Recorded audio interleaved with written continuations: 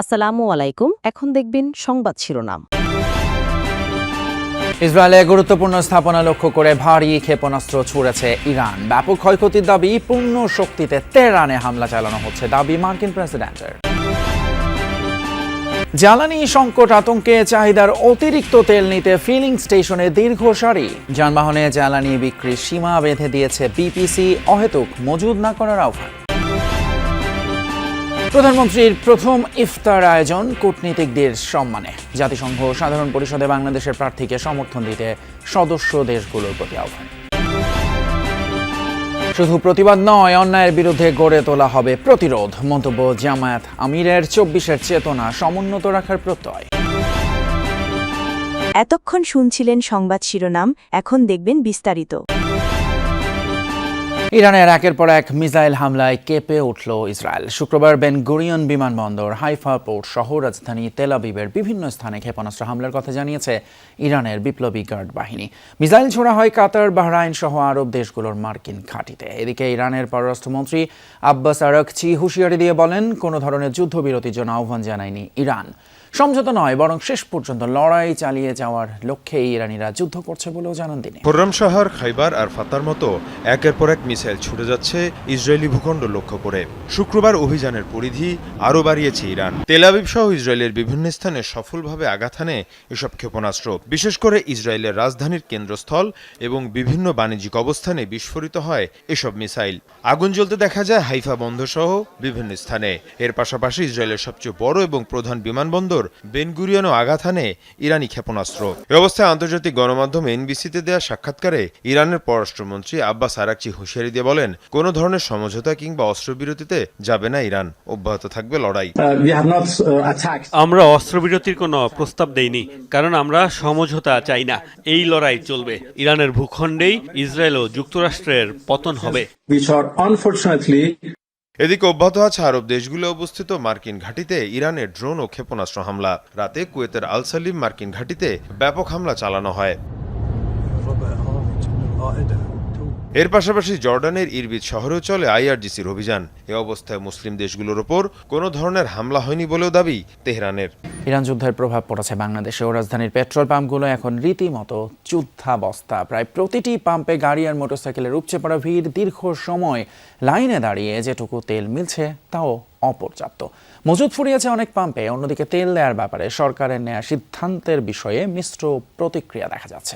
নিকুঞ্জের এই পাম্পে অনেক সময় ধরে চলে এই বাকবিতণ্ডা। পিকআপ চালকদের অভিযোগ, ডিজেল সরবরাহ বন্ধ রেখেছে পাম্প কর্তৃপক্ষ। এখানে মিলছে শুধুই অকটেন। কথা বলে জানা গেল বিকেলেই ফুরিয়ে গেছে ডিজেলের মজুদ। আমরা চাইছি 500-1000 টাকার করে তেল দেন, আমরা এখান থেকে ঢাকার বাইরে বেরি, তারপর আমরা ব্যবস্থা করতেছি। বৃহস্পতিবার সরকার সাফিসিয়েন্ট তেল দিতে পারে নাই, ডিজেল, যার কারণে এখন পাবলিকেরও সাফিসিয়েন্ট তেল দেওয়া যায় সম্ভব নয়। অকটেন যতক্ষণ পর্যন্ত সাফিসিয়েন্টভাবে সরকার নির্দেশনা, প্রথম আলোতে নির্দেশনা পত্রিকা দিয়েছে, অনুযায়ী আমরা দিতে আছি। প্রাইভেট কারে 10 লিটার আর মোটরসাইকেলে 2 লিটারের বেশি জ্বালানি নয়। সরকারের এমন সিদ্ধান্তের পর পাম্পগুলোই বেড়েছে গাড়ির সংখ্যা। কাঙ্ক্ষিত তেল পেতে পার করতে হচ্ছে দীর্ঘ সময়। কোথাও কোথাও যানজটও সৃষ্টি হয়েছে গাড়ির চাপে। 2 লিটার তো হয় না, এই বাইকে তো হয় না। এই কালকে আবার দাঁড়াইতে হবে। কালকে 250 কিলো গাড়ি রান করা লাগবে, মানে 250 কিলোর ভিতরে তো আমার 2 লিটার তেল হবে না। এখন বাসায় যাইতে হবে, সেই ফলে নিতে হবে তেল। না নিলে তো দেখা গেলো 2 দিনে যে পাবো না, পরে দেখা গেলো অল্প অল্প পাবো। 100 কিলোমিটারও চালানো যাবে না।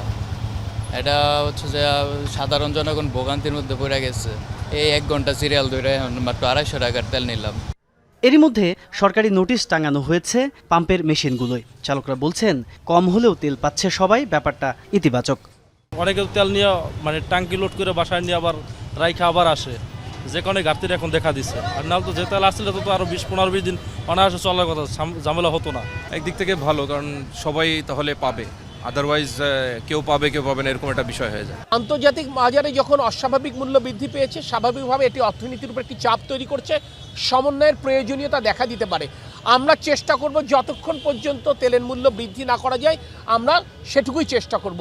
একান্ত যখন পারবো না, সেটি অবশ্যই জনগণের সাথে আমরা সেটি শেয়ার করব। দুশ্চিন্তাগ্রস্ত হওয়ার কোনো কারণ নেই।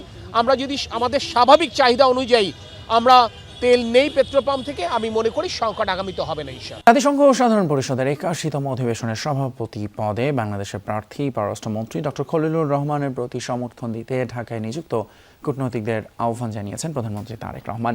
রাষ্ট্রীয় অতিথি ভবন যমুনায় কূটনৈতিকদের সঙ্গে ইফতারে প্রধানমন্ত্রী বলেন, বহির্বিশ্বের সঙ্গে বাংলাদেশের সম্পর্ক হবে পারস্পরিক স্বার্থ ও মর্যাদার ভিত্তিতে। প্রতি রমজানের শুরু থেকেই রাজনৈতিক দল হিসেবে বিএনপি নানা পেশাজীবী ও দলীয় অঙ্গ সংগঠনের উদ্যোগে ইফতার মাহফিলের আয়োজন করত, কিন্তু এবার ব্যতিক্রম। সরকার গঠনের পর কৃচ্ছ্রতা সাধনের অংশ হিসেবে এমন আয়োজন থেকে বিরত থাকার নির্দেশ দেন প্রধানমন্ত্রী তারেক রহমান।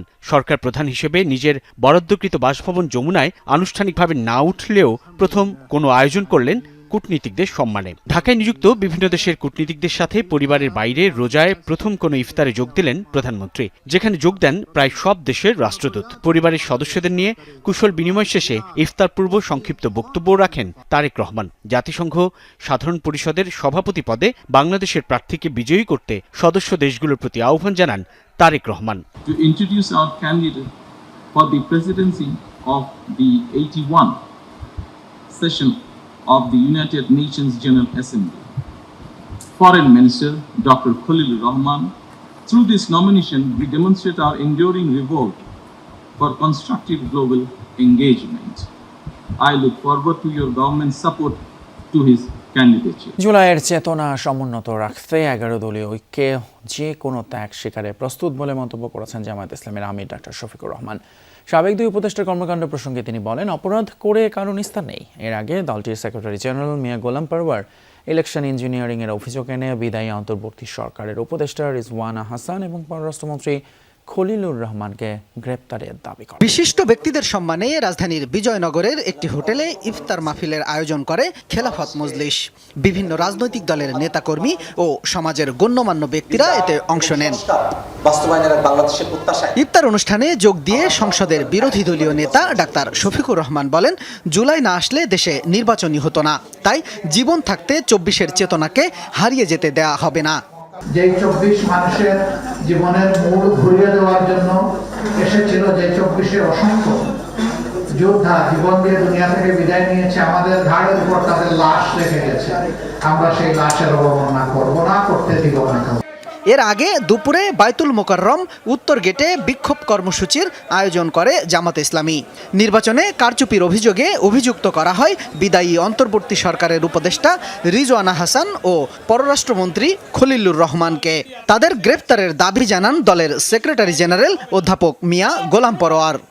এত বড় ইঞ্জিনিয়ারিং হলো আর আপনি বললেন যে আমরাই স্পেন স্টিম আসতে দেয়নি।